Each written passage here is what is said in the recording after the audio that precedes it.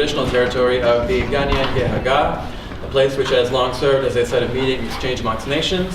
The Concordia Student Union recognizes and respects the Ganyan Gehaga as the traditional custodians of the lands and waters on which we meet today. So welcome everybody, welcome back. Starting with roll call, the attendance sheet is over on that table with the placards.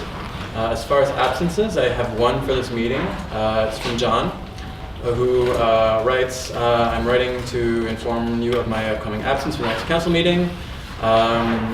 He wanted everyone to know that somebody close to him was diagnosed with a particularly extreme form of cancer. The family's having a hard time coping with the shock of the illness, and he's going to be out of the city to visit with the diagnosed and offer moral and physical support.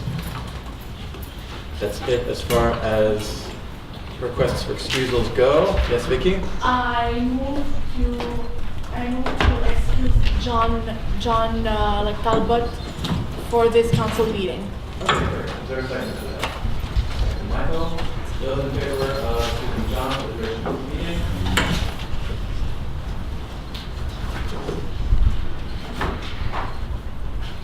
Okay, those opposed? And abstentions? Okay, that carries.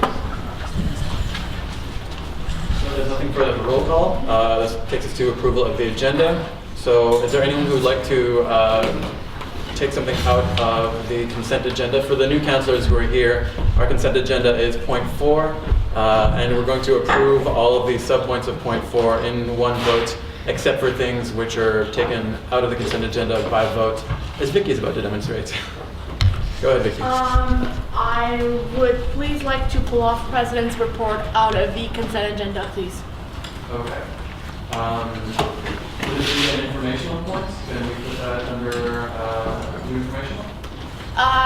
It's kind of like a question type of thing, so I'm not sure if the informational point would be appropriate. Yeah, sure. If it's a question, then we can put that there. Thank you.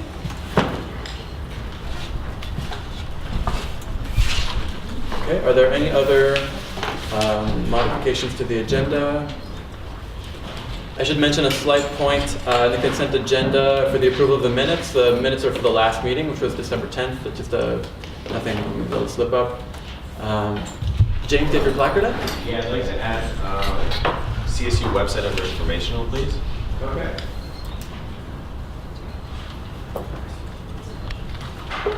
So that would be 7B. We're going to do with this information.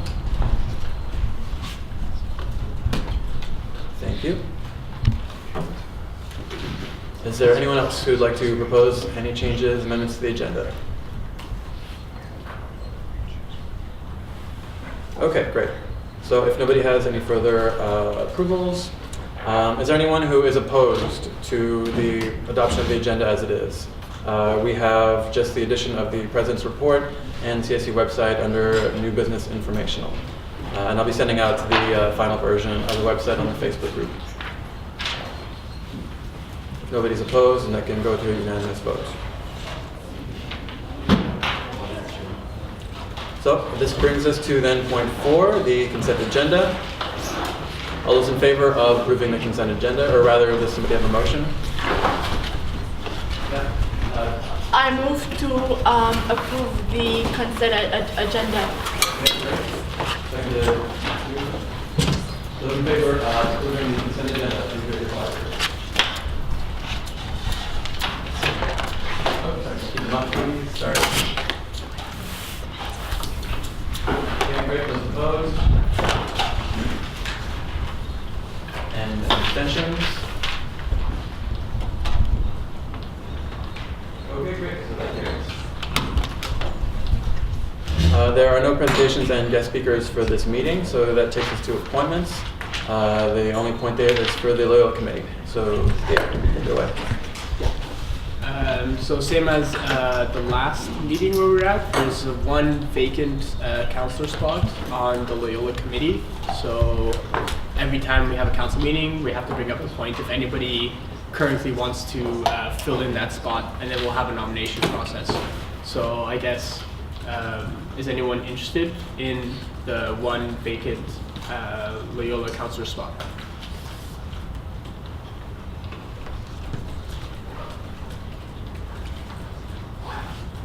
Yeah, Jeremy? What does the Loyola Committee mean? Actually, I can check right now. We're just following a meeting date that works for everyone this year. Just a second. Yeah, we meet normally on Mondays, Monday afternoon. And yeah, we alternate between the campuses, both downtown and the Loyola campus as much as possible. Also, nobody should feel pressured to like join. We're okay for now, but if you want to join, it's more than welcome. So yeah. Okay, great, thanks. So that's it for, oh, yeah, you have a question, Remy? I'd like to nominate Patty. Okay, so there's a nomination then. Fatty, you've been nominated by Rami for this committee. Do you accept? Yes, I do. Okay, great. Would you care to motivate, or, I mean, either Rami or Fatty, would you care to speak to that as to why you might make a good person for the post?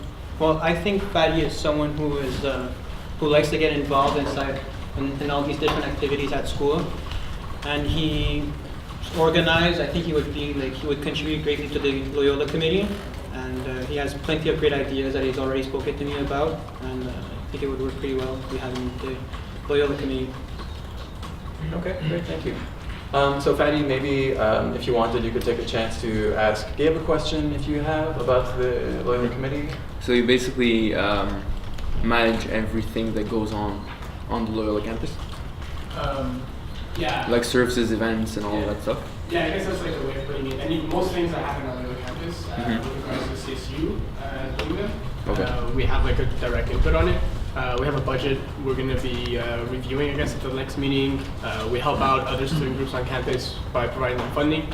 And also, I guess things to look forward to. We have a couple of events we're going to be hosting at Loyola. So that's something that we're going to be doing between now and the end of the semester.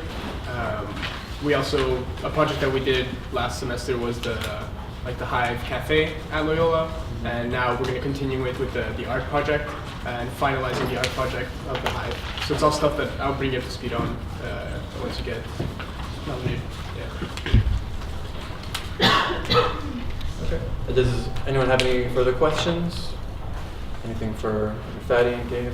Yep, James? Just a standard question usually asked for Loyola committee. Do you have any classes at Loyola, or normally? Nope. Just curious. But you said the meetings are alternating here at Loyola. Can I respond? Yeah, go ahead. So we usually alternate them by the week. I think we've had more downtown than at Loyola, so maybe this semester we'll have a little bit more at Loyola to balance out. And yeah, it's not like a huge deal if you're not a Loyola student. I recognize that there's no other positions available right now, so yeah.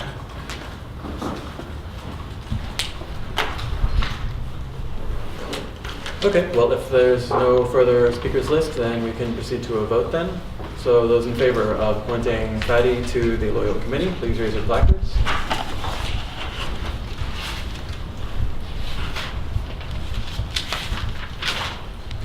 Okay, those opposed? And any abstentions? Okay, great. Well, that carries. All right. So this takes us then to past appointments to returning business. For returning business, we have one point, which is called Reggie's. I'm not sure whose agenda point this is, though. Does someone want to speak to that? Oh, okay. I had a lot of students who basically emailed me, Facebooked me, texted me, and basically reached me in order to know what is going on with kind of like Reggie's. When is it due to be like completed in terms of renovations, and basically also if basically there would still be some kind of conflict with kind of like the Concordia's administration, and I would like to have some answers to those questions. Okay, thanks, Vicky. Somebody care to address those concerns and those comments? Dan? We don't have any conflicts. There's no conflict with the university regarding Reggie's. Maybe Kate, do you just want to give an update, a brief one, not like the last one we gave in November, about the progress of Reggie's and when we can expect, I guess, construction to be finished? Mostly just that, actually. Yeah. The last update we had was that we approved the conceptual design phase, which means that right now the architectural firm is increasing the amount of details, like the elevations of the space, so that we can afterwards go to tender. As it stands, the project should be completed. Well, the construction phase should start late February, March. The timeline needs to be adjusted, so I'd rather not give a final date of the project right now, because I haven't met with Dominique since the break, since the return of the break, which is supposed to happen at the end of this week or next week. So this being said, I'd rather elaborate in great details in the next council meeting when I have like documents that I can show you. Thanks. Okay, I so just wanted to add. Yeah. Okay. So Ben, then Vicky. Yeah, when we say that construction should start in February, that would mean, first of all, it's the earliest. Second of all, that means that a very large expense has been approved by council regarding the construction. So that's kind of like a earliest possible scenario for that. But then we have to answer the question of whether or not our board has legitimacy to approve of an expense that's over $1 million. I'm not really sure if that's the case or not. It's a difficult question I think that we'll have to deal with.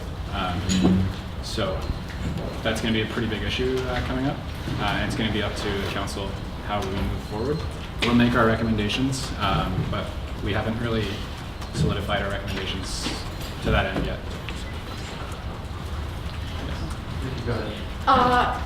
What is the worst case scenario in terms of timeline? I mean, regardless of the scenario, it seems likely that September would be when it opens. Not like worst case, best case scenario. I mean, assuming next year's team that comes in does the work, September is like the likely scenario, no matter what.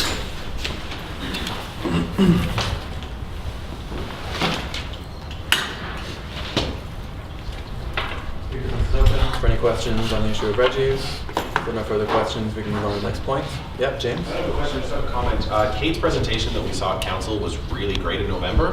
Provided a lot of information to councillors who had not been aware of everything, the steps going on in the project. I think it might be useful to present a condensed version of that to students, or in some format that we can send out maybe through the newsletter or in information sessions or workshops, so they can find out more about it if they're interested and come and attend. It'll ease the amount of questions that people get about the issue and kind of raise interest in it at the same time, so that people are excited when it comes out. Yeah, no, there's actually multiple projects that we need to do that with. And we're trying to figure out ideas. Kate and I haven't come to a full agreement, but we're considering calling like a mandatory clubs event where they have to come to it, so we can tell them, and then looking at other options for how we can get the rest of the information out. We have some pretty good, anyways, it's underway, but this is one of the ideas, and we definitely need to do that, because it's a big deal. Yeah. And also, the project was discussed greatly at the council retreat. So I presented like over 2 days the whole project, so that at least we're all on the same page internally. And now we're considering creating some sort of presentation package to make sure that we inform the student at large before the project reaches completion. So it's a good question and it's being addressed. Great, thanks. Charles? I'll just rescind, because I think we can also talk about it on the website points. So we're going to be showcasing the renovations on the website, but also we'll talk about it.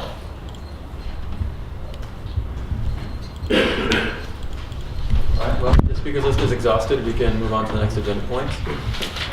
That'd be the first point on new business informational, which is the pulling of the president's report. So Vicky, this was your item as well. Go ahead and ask away. Okay, I'm gonna quote first of all the kind of like president's report, which is the only question I have. It says, and I quote, "On top of this, we will also need to be highly communicative about our financial situation and how we intend on resolving the significant cash flow issues that we see coming during the mandate following ours." Last June, I basically asked Heather Nagy a question concerning the fact that like next year executive may kind of like basically face serious challenges, and basically I would love to have some kind of answer on those type of financial issue for like next year. Can you repeat it, please? Okay, so basically, last June, I basically asked you a question concerning cash flow issue and basically the like general financial situation for the like next year executive. And basically, it seems that it has not been resolved. So if I can have some kind of update on that, and basically like what is the plan to kind of like resolve this increasingly press time concerned issue. Okay, sure. Yeah, I gave an update of our cash flow analysis at the council retreat in full. Basically, since we overcame our cash flow issue in October, which, I mean, the major problem, like I've written about in executive reports to council, is like the nature of the activities and when they happen at CSU. I mean, CSU's largest activities happen at orientation at the beginning of the year before we actually get our fee levies in from students. That happens at the end of October. So we were able to overcome that this year with some like careful planning and maneuvering of our new finance department. And since then, it looks like now the CSU is going to run into their next cash flow problem as early as next, I want to say September. It's either August or September now that the cash flow, I mean, we have like a cash flow analysis, and so we're only going to hit a negative number by August or September of next year. So that puts next year's executive team in a time crunch for say 2 or 3 months before they get their student fee levies, which will happen at the end of October. But we haven't yet devised like a concrete plan that I've yet to bring to council because it hasn't been finalized about like how we're going to circumvent that. But as it stands, like our current year, our fiscal year, we won't come up against any like cash flow problems. All of our expenses are on track. But yeah, we don't want to leave next year in a bad situation, so we want to make sure that we can circumvent that. And maybe something as simple even as like orientation expenses and when they're paid and at what time. I mean, we were proud that we were able to pay all of our orientation expenses by the time the orientation was done, but maybe in hindsight, we should have left some of the larger suppliers until after we got our surge from student fees late October. So there's some ideas with that, and also just some ideas about spending caps on things. But yeah, we can talk more about it. And also if anybody wants like an overview or missed that financial project highlight presentation, a lot of it's going to be included in the mid-mandate report that you'll see next council. But if people want further information to that or are interested in seeing it even prior to that because they have concerns, then we can make a time to look at it together. Scott, as you next, but before that, would you be okay with me doing a follow-up to share some? Sure. Okay, the issue is that the kind of like next year election are going to happen in 2 months, which basically doesn't like give you a lot of time for kind of like basically teams that like plan on running to basically make some kind of financial projection of their kind of like capacities. When is the financial update going to be done?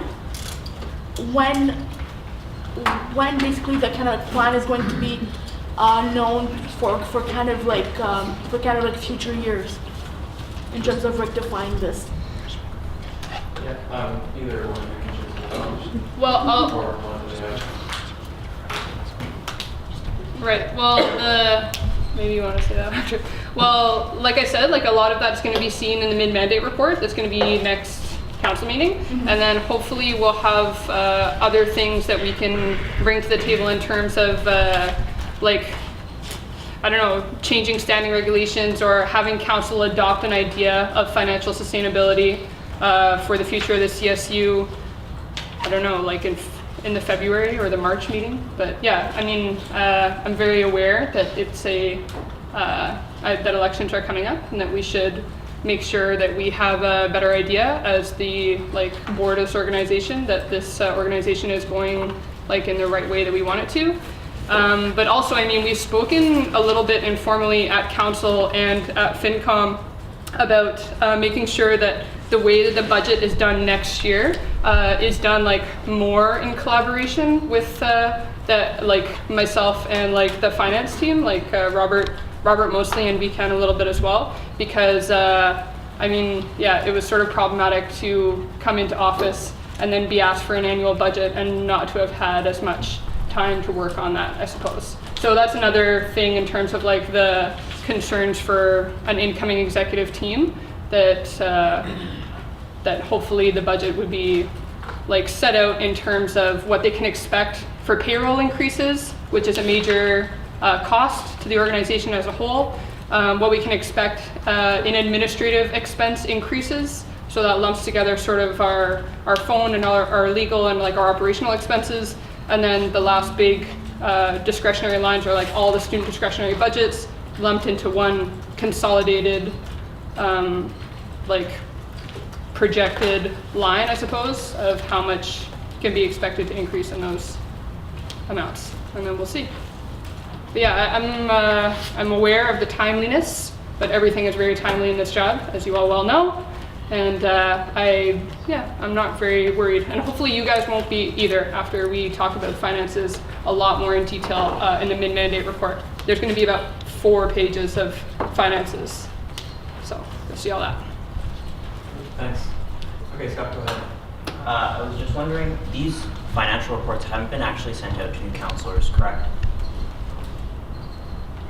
Which financial reports? My executive reports? No, the new counselors haven't received any financial documents, right?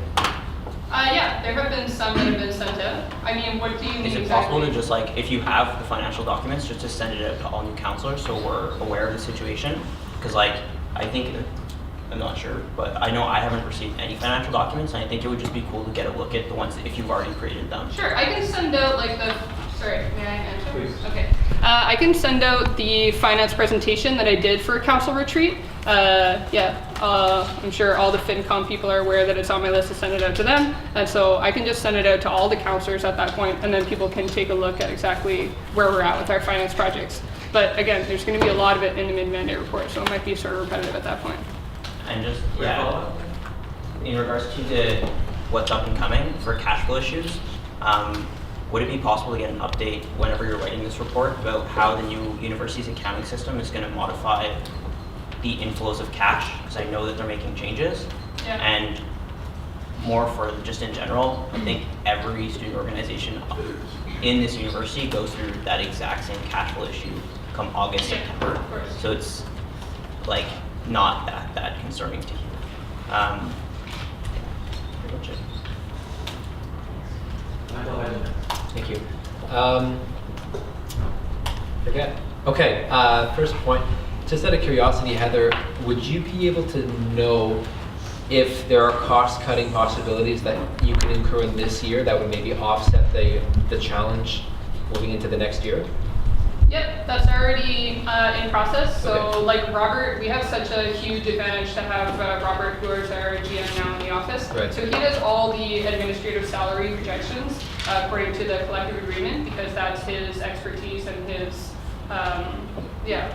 domain and his role within the office, basically. So he is working on it right now, and it'll be included in the mid-mandate report, so you'll see that. Okay, perfect. And my second question is, or I guess more of a recommendation. I think we may have spoken about this at FinCom, but I just don't remember.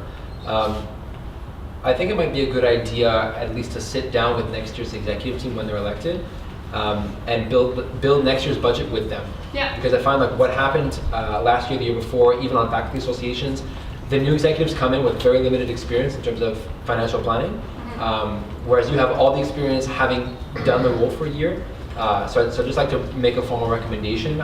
Yeah. Take it or leave it kind of thing. Well, I think we sitting should down with them and build it with them. Yeah. Sorry, I think we should actually we make it a policy. I mean, we've talked about it informally on FinCom, but I think that we should develop it as a standing regulation and submit it to policy for review and then bring it to council to ratify. But I think we should set something up in writing procedurally and that follows protocol so that, that the CSU has better knowledge about their finances year to year. Awesome, thank you. Ben, you next. Arson. Oh, okay. I just want to know what point we're on. We are still on the point present.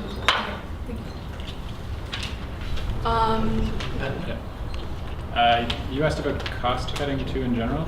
We're like actively engaging in cost cutting ourselves. Like, it's painful to do, but there's a reason why we haven't hired like the sustainability coordinator right now too that we wanted to hire, because it's just not a good idea right now. But yeah. Thank you. Among other things, but that's kind of like a standard example. Vicky, I had you, but before that, is there anyone who had not got a chance to speak yet that'd like to be on the speakers list? If not, then Vicky, the floor is yours. Okay. Do you plan to like submit some kind of a fee levy increase for the next election? No, there's no intention to increase the aggregate fees to students from the CSU. Definitely not. I mean, anyways, the council have votes on it, but that's not the plan. Is not to increase the fee. I think that would be inappropriate. Close off. Can I motion to approve the president's report? Sure. Yeah. So there's a motion to approve the president's report, seconded. Close. All those in favor of approving the president's report, Waters?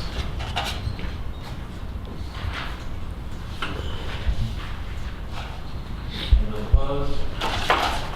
Abstentions? Okay, that carries. And if there's no further discussion, we can move on to the second point for new business informational, which is CSU website. And James, this is your point? Yes.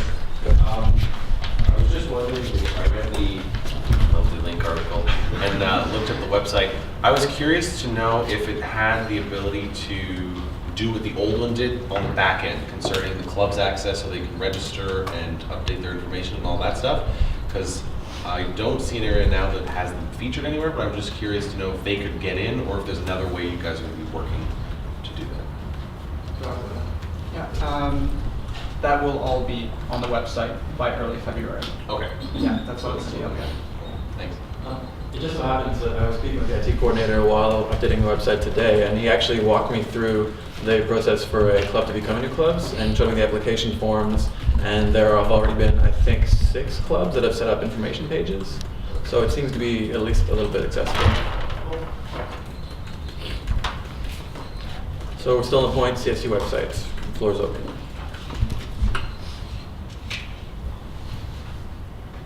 Okay, Charles? So again, it was just a soft launch over the break. And if anyone has any recommendations that they want to see on the website, I already have I think Jason, and he's here. We're meeting tomorrow to talk about content for the website and I guess different structures for certain pages. So you can send them my way if there's anything. And I've actually been wanting to meet with you as well. Yes, sir. Perfect. No further discussion points. Then we can move to the next agenda point. Though I should mention this meeting is going along pretty speedily. And we have one last point for new business, followed by a question period and business arising announcements. So it might be the halfway point. We might want to consider taking a break, but I'm just throwing that out there for council. Oh, for pizza? Yeah. Nothing great, but Yeah. Ben? Yeah, I'm just going to move for a 10-minute recess. Okay, so there's a motion for a 10-minute recess. Seconded Matthew. Those in favor of taking a 10-minute recess?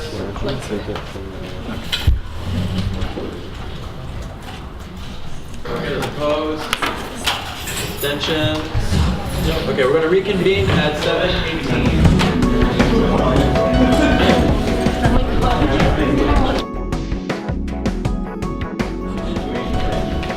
Is that information?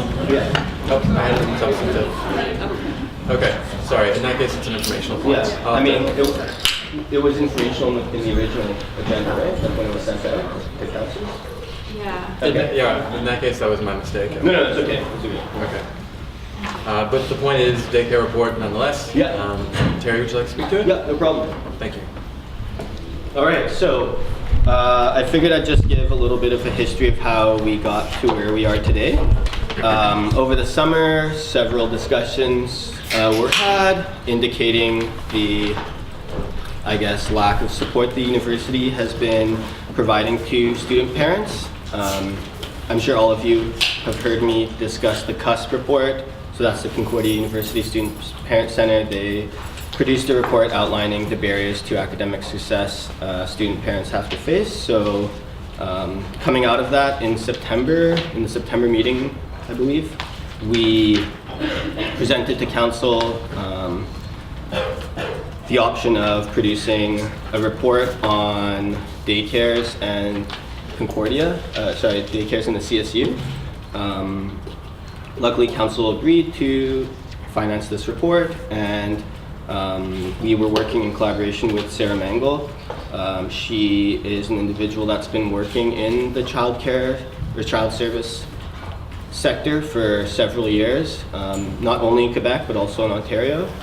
And she diligently reviewed a lot of the resources that are available in a public forum, but also discussed with key, I guess, actors at other university daycare systems, such as the one at SMU, which is the McGill University Student Union, and CADIL, which is the Quebec City Laval University Student Union. They also have a student-run daycare service, and produced this report. The report, I guess, outlines just in broad strokes many different elements. I think the most important ones were all of the requirements that must be satisfied in order to qualify as a CPE, which is like a subsidized daycare scheme, and also a lot of considerations, like substantial considerations that we must include in being prudent moving forward. Besides that, in the by-elections of November, we had a question asked to students whether or not they would like the CSU to continue the prioritization of establishing a daycare, and fortunately, students were overwhelmingly in support of this initiative. I wrote down here 87% in favor. It was the second most supported referendum question besides the Student Cooperative Housing Initiative.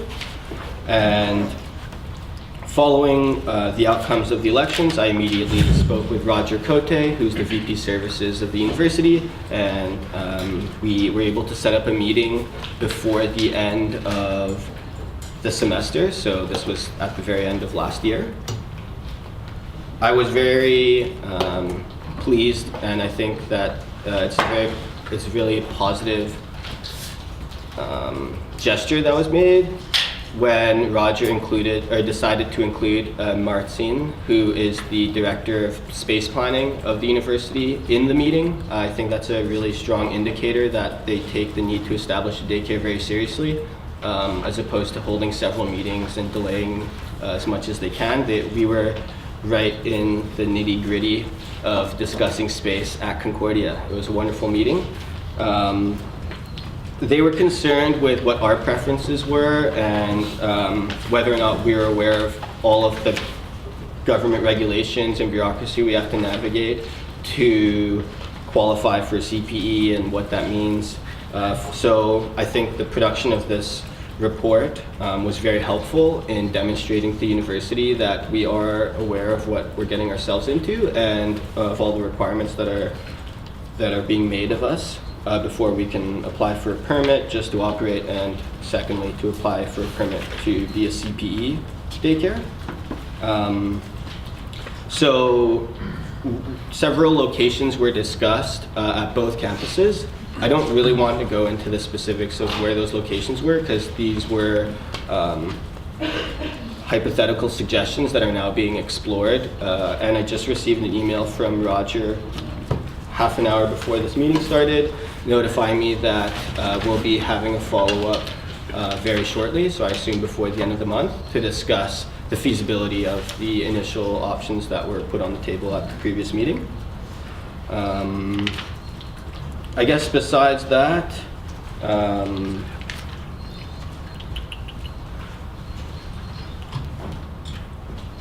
I guess I can answer questions about the daycare document. I know that I had sent it out relatively later than what was ideal. So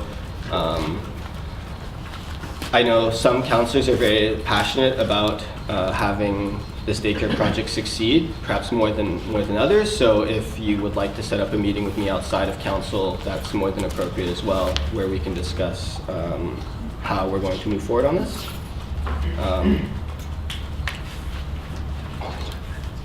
Yeah, I guess Heather will touch on the finance portion of the report, because we've been working in collaboration on that aspect of it. Yeah.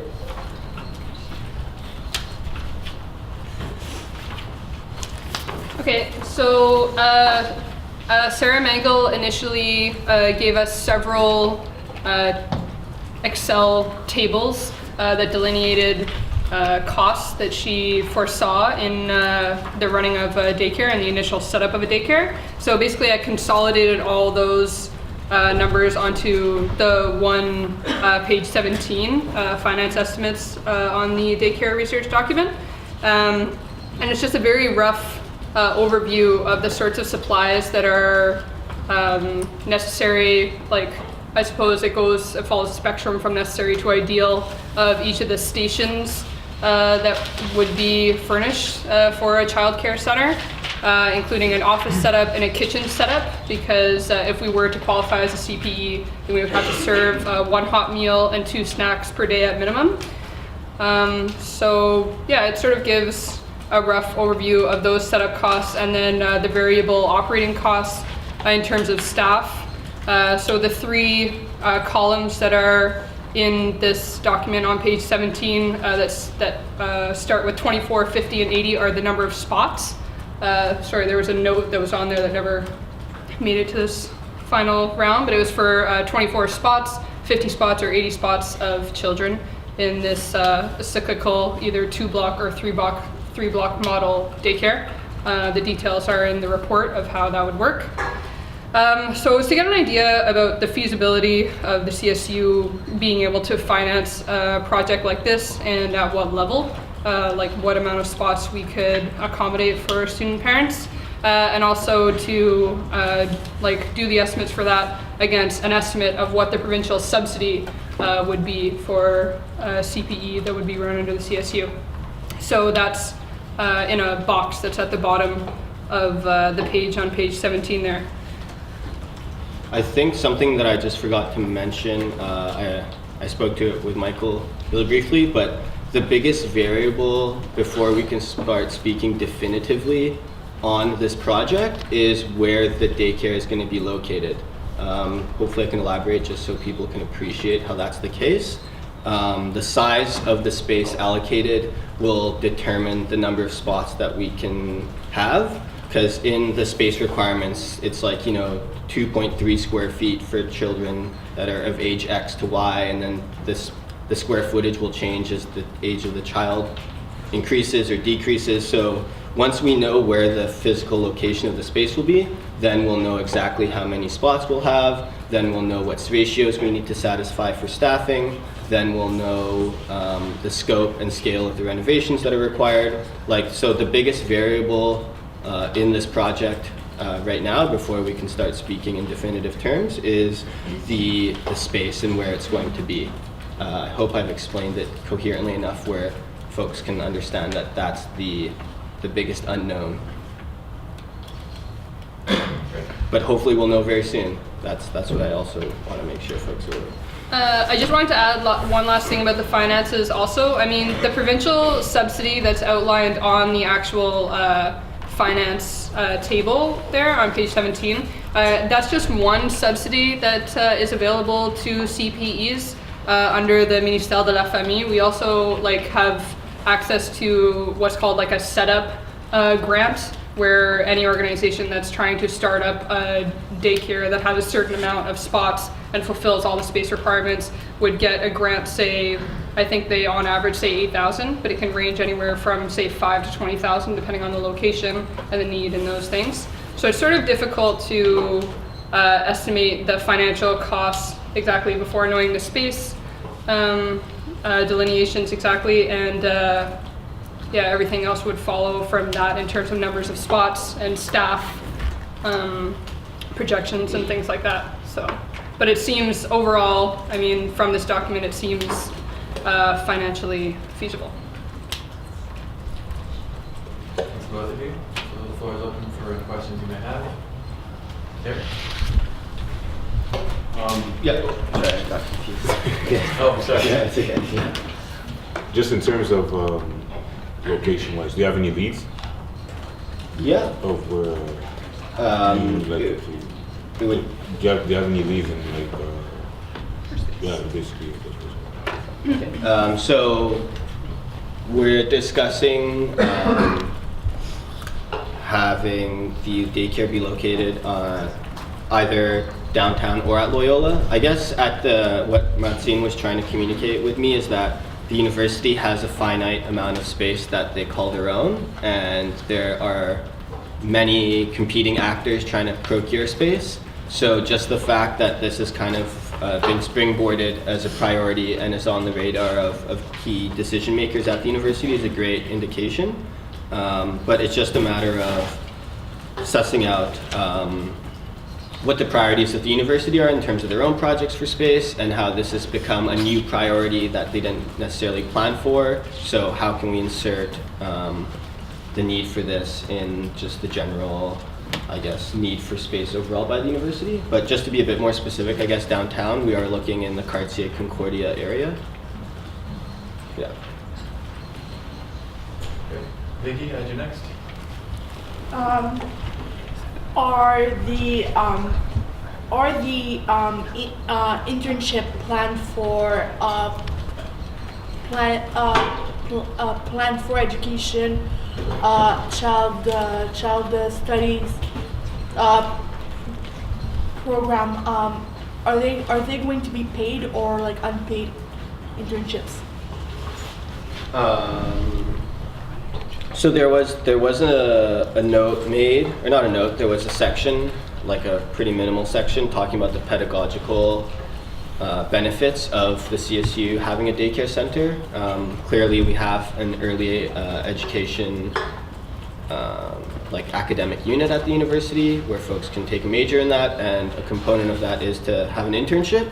So it's very feasible for students at Concordia to do their early childhood education internship at the daycare.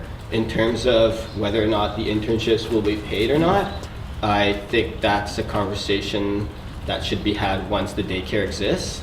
I think we're way too early into the process to determine whether or not the internship would be paid or unpaid.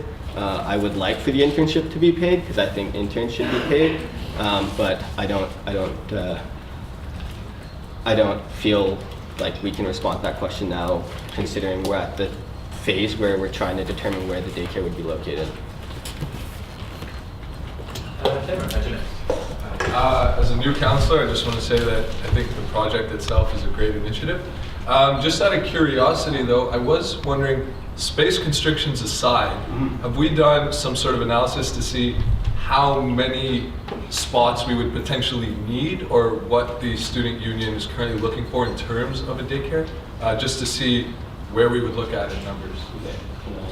Great. So fortunately you've missed my rants about the CUSP report, but I've read it quite thoroughly, and in it, it describes how the national average in terms of students that are parents at post-secondary institutions is around 11%. In the quantitative aspect of the CUSP report, there was a survey that was sent out. It was an unbiased survey, so there was no mention of student parents in the report, or sorry, in the survey, and there was a 10% response rate from student parents. And that's when student parents are like very busy and might not necessarily answer a survey. But if the survey was titled Student Parent Survey, I'm sure, you know, it would have made the survey biased and maybe increased the number of respondents from student parents. So I feel that if the national average is around 11 and the response rate on the unbiased survey was around 10, it would be safe to say around 10. Something that I have definitely considered is the ability for us to collaborate with the GSA, the Graduate Student Association, on this project. However, I haven't fully approached that conversation yet, just because I feel that we're speaking with so many uncertainties until we have the space delineated to us. So let's say we have a space, it's determined that 50 spots will be available, then we can begin negotiating with the GSA or just collaborating with them, being like, hey, what if we earmark 30% of the spots to GSA? Would the GSA be willing to, finance some of the operating costs and things like that? So those are things that need to be explored, but I'd rather have those conversations once we know where the space of the daycare is going to be, because then we can start speaking in numbers and things like this.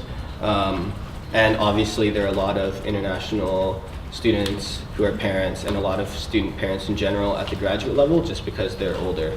But just to add one last point, Concordia is a non-traditional university where you do have a lot of mature students, or students pursuing second degrees, or students who are like permanently part-time. And I think that there will definitely be the ability to satisfy the demand for this service. Yeah. So for the speakers list, I've got Marion, and then Marcus, and then Scott. So I'm student in art education.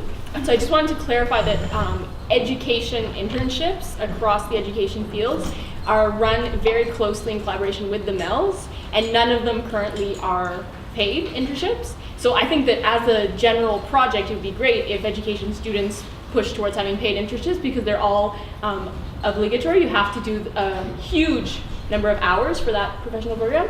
So on a site-specific level, like I don't see how currently we could have the only paid internships in education anywhere, but I think it would be great if we could start pushing towards having paid internships across the field of studies in education, because I think it's really important, and especially since those students have to do such a high number of stages. So I just wanted to separate those two issues, but I think it's great that you're bringing that up. Marcus. Yeah, rescind. Scott. I was just curious, if I'm not mistaken, there would still be like a significant amount of funding that would have to come from somewhere to make this project happen. And I was just curious where you thought that the funding would come from. And also I noticed where like impacts on, like, for example, insurance and stuff like that, where that was included. I'll wait for the camera to swivel around. I'm starting to get used to this whole thing.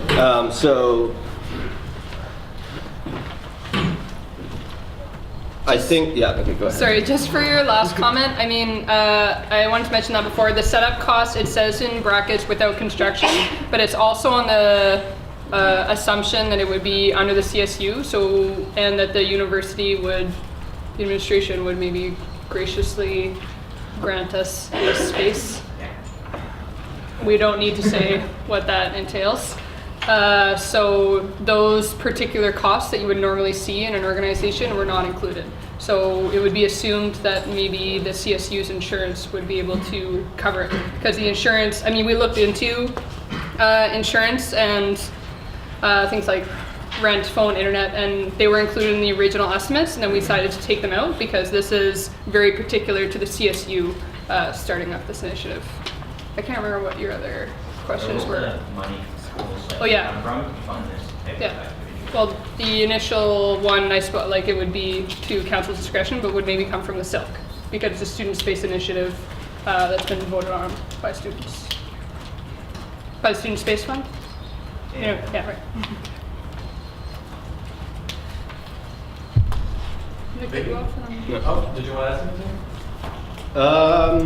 Yeah, I guess I'll just say that in terms of the startup costs, that's where we feel that the Silk Fund would be used. In terms of the operating costs, we're looking at collaboration with the GSA, the subsidies and grants that are available, and there's already like a long-term reshuffling of the internal CSU expenses that's been ongoing for the whole year. And throughout the year, luckily, we were supposing that the by-election question would be successful, and seeing as it has, we've taken that into consideration in constructing the long-term financials for the CSU. Okay, thanks. So, Vicky, you're up. What kind of financial range would kind of like we'd be looking at concerning the like student space fund? Okay, so the reason why I mentioned the big unknown variable is because that's going to determine like the range that we're going to be discussing with regards to your question. If the space is bigger, obviously the range will be larger, but if the space is smaller, then the range will reflect that. So, you know, I'd feel a lot more comfortable responding to a range once we know the actual space that we're going to be getting. Yeah.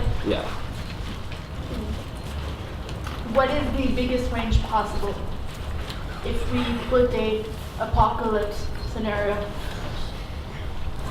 I just want to give like a quick so you can understand. Yeah. So the expense for the advocacy center move, for example, that was about over $100,000, and it wasn't a very large project. So this one will be significantly larger than that one, but I doubt that it will be as large, for example, as the Reggie's and the Hive renovations. So you know, you have to like we don't really know the specifics right now, but like that's kind of to give yeah, that's fair. like That's fair. yeah. So. Well, then I had you next on the list. Was that too? I was just, that's it. Yeah, I was in, sorry.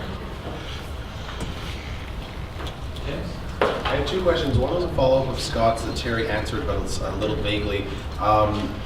Basically, it would be a reallocation of our existing operating budget, removing funding from other portfolios or initiatives towards a daycare service without an increase of a fee levy, is what you're getting at, basically? Here, I'll just cover it. Yeah, no, basically, the way that we look at the Silk Fund, for example, is that at some point it will have to become an operating for whatever purpose that money is used for. So obviously, like say we were to buy a building, which seems incredibly unlikely, somebody would need to operate that building, and the likelihood would be we'd just shift the purpose of that fund or a portion of that fund. So likely that would be like one portion of the project from that fund. That's basically the way we see it. But we don't have. Like, it's not like take it out of our operating budget currently and like reduce the funding to HOJO or anything like that. It's as simple as that. Okay. Yeah. Second question, I know that the university runs one, or if not two daycare services, if I'm not mistaken, at Loyola and the downtown one at Grey Nuns, if it's still there. I don't know if it is with the residents. Has there been any conversation with the administration to work on them collaboratively to cut costs or maybe use their space or anything like that? Yeah, absolutely. One element of the requirements is an outdoor play space, and when we were exploring different space options, one of the likely scenarios that will be exercised is the sharing of an outdoor space with the Grey Nuns daycare. So yeah, we're definitely looking at how we can collaborate, and that's a big component of the requirements to qualify for a permit and all of these things. And it seems like the university is appreciative of the need for outdoor space and the limited ability for us to find that in Csu Concordia, but it seems like they're very on board with sharing the space that's currently being used at Grey Nuns.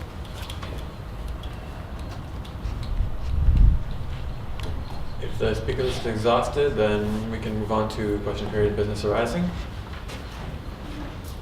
Okay. So if anyone has any questions in general they'd like to address to somebody, or if there's some arising business they'd like to speak to, now's the time. Okay, go ahead. Completely unrelated with what we talked before, but since there's new counselors and I usually take care of the ordering of food, I was wondering if any of the new counselors have dietary need that they would like to share with me, like vegan, gluten, vegetarian, pescatarian. No? Any new counselors, feel free to shout out. Okay. Okay, cool. So I keep going. Thank you. Thanks. Marcus? Hey, Terry. Yep. Next time you make a report like this, try and make the font a lot darker. Okay. I've had several conversations with the designers, so I'll reiterate that to them. And when I say reiterate, it should be reiterate. For the designers. I was just curious to know what the Silk Fund is actually earning right now in returns and what's going on with that.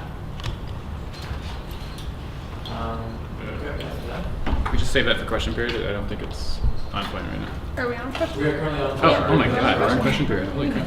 Oh, okay. Fine, no, that's good. I'll say we just renewed our GIC and it's at 1.4%. What's the Canadian inflation rate? I don't know what the current CPI for 2014 was. Sorry, you can find it online. I think it's higher than that. I was just curious to know is there any plans, like we're losing money essentially every day that it's in there, right? No, we're gaining 1.4% of the total sum that we put in it because it's a GIC. So Purchasing power though we're losing. You're talking about real interest rates, right? I'm talking about like what are we losing right now on a year-to-year basis because the money's in that fund? Yeah. Yeah, no, we're actually dealing with it right now. We kind of have complicated mandates for investment firms. And anyways, we also have a very complicated and bureaucratic structure and a lot of different interested parties.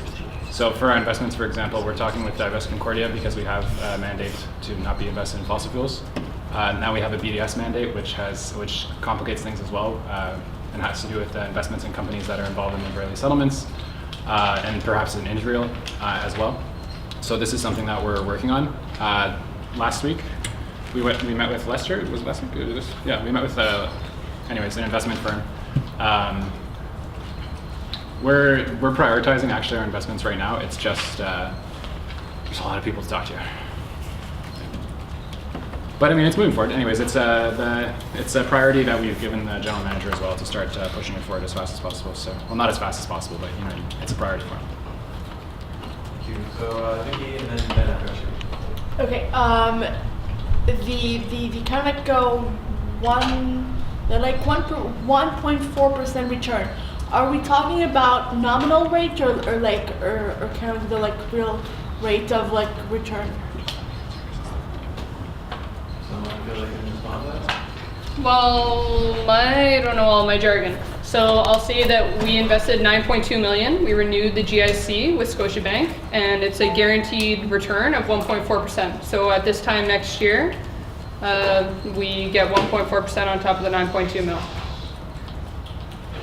But we can maybe discuss this, like, if you want to, I mean, I wrote down your question about what we're losing every day, that it's not invested in something else. So I'll inquire with Robert, but I don't know as far, yeah, I don't know about how it deals with inflation and stuff. Could I? Yeah, you look like you want to answer that? Yeah, it's most likely nominal. We looked into GICs, they're 1.4 across the board nominal yearly, yeah. Which means that we're losing money essentially. Even if it's Purchasing. nominal, yeah. Opportunity cost, let's call it. Just in case anyone's curious, the inflation rate was 1.95 in Canada, if that clears up anything, in 2014. Okay, I've got two people who have already spoken that would like to speak again. Those who haven't gotten a chance to yet before we go into second terms. If not, then we can go with Scott and then Ben. I was curious to know what's going on with that health plan, particularly with the premiums, the rates that are being taken, how much margin the CSU is taking on like a administration fee. Like, I don't know what ended up happening with that scenario. And also, what are the projections for future years of like, how are we dealing with it? Because prices, if I'm not mistaken, were very close. What was going on? The sensitivity analysis was like tight. I feel like I don't have all the answers, so maybe I'm going to write down all these questions and I'm going to bring them back for next meeting. And then we could include it in I won't include it in the mid-mandate report, but I'll put it in my report. And then, yeah, and otherwise I could get in touch with you or anybody else that's interested in finding out before next meeting. Because I don't want to say the wrong thing here, you know? So, but we've been in touch with ASEC since the beginning, and we have a meeting with them on Monday, actually. You know the margin that was set?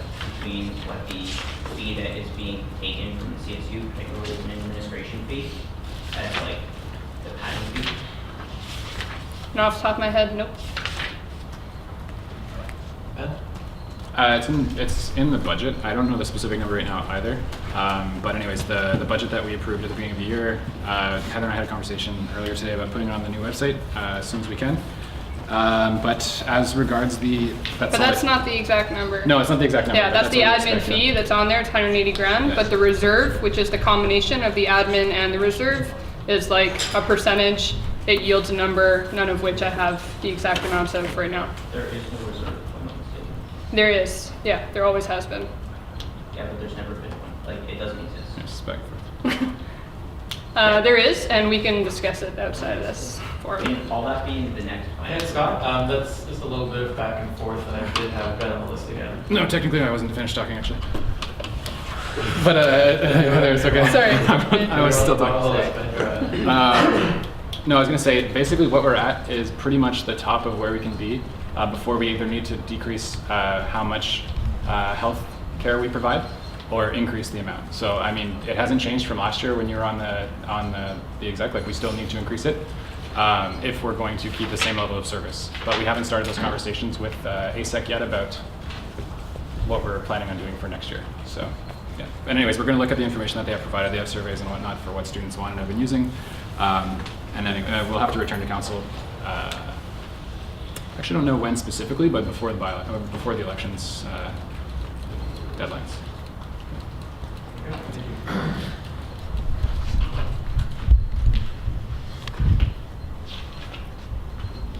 If there are no further questions or anything to address at particular points, business arising, then we can move to announcements. Very good. Does anyone have any announcements they'd like to make? Now's the time. Matthew? The Undergraduate Journal of Political Science, Political Affairs is asking for submissions. And so if anybody here has anything related to political science or even just essays or papers on politics, feel free to submit. Okay, thanks.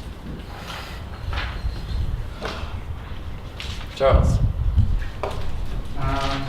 So we have a special project fund deadline tomorrow at midnight. I know it's tomorrow, we have about 24 hours. Roughly a bit more to do an application if you're interested. The special project application can be found on our website under, I believe it's Student Life. If you have any questions, you can get in contact with me during my office hours tomorrow from 12 to 2. And yeah, we have about $5,000 to $6,000 we're giving away at the end of this deadline. Just not very often, just a point of information.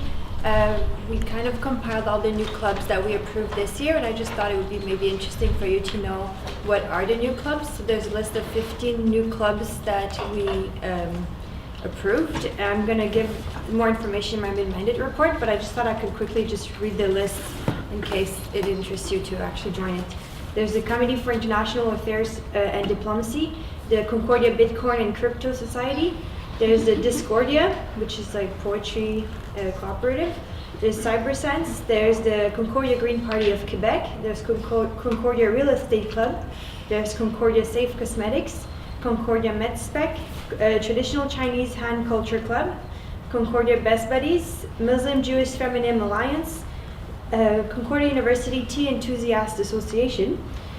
Debate Clubs. Concords Clubs. And League of Concordia Improv. So these are all the new clubs that we approved this year, which is like super exciting for me. And I hope there's some more for the second semester. So if you want more information about anything concerning clubs, you can contact me, and soon we'll update everything on the website in the club section so that you can actually have more information. Something for everyone. Yeah. Not for coffee drinkers. Espresso.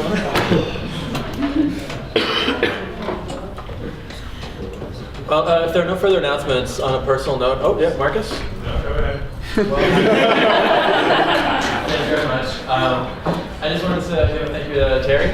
While I was away, you were able to do the call out for council, to collect all the documents, to respond to councilors. So I think everybody, myself included, were in good hands. So big thank you for me. Thank you. So, Marcus, did you have something you'd like to add? Move to adjourn. Motion to adjourn. Seconded. All right, all in favor of adjournment? Please show your placards.